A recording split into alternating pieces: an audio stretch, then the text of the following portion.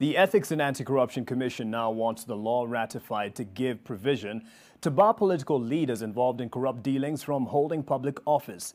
EACC maintains that the current legislation of innocent until proven guilty has been a great impediment towards prosecuting individuals. NTV's Kevin Mutai also reports that the Office of the Director of Public Prosecutions is warning of possible poll violence if some of these election laws are not amended to give powers to government agencies to deal with election offences.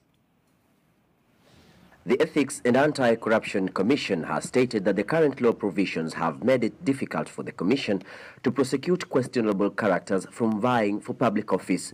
The anti-graft body says it has profiled over 100 politicians, including governors and even members of parliament, with alleged corrupt dealings, seeking to have fresh laws barring them from ever assuming public office.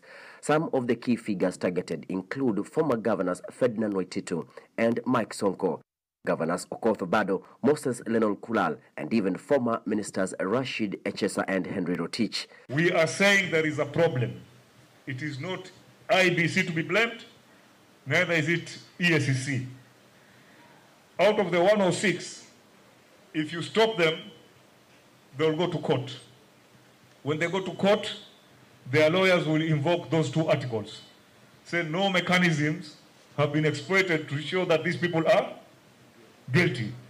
So they get a free way. Director of Public Prosecution Nordin Haji has also called for the review of Elections Act to enable the country conduct free and fair polls. There is a likelihood that we might see another 2007 because as investigators and as prosecutors, there is very little that we can do under the Election Offences Act.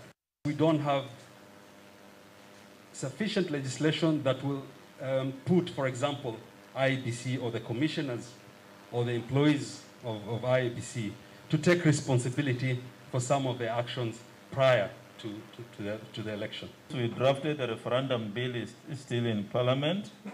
We drafted the bill on amending the election, the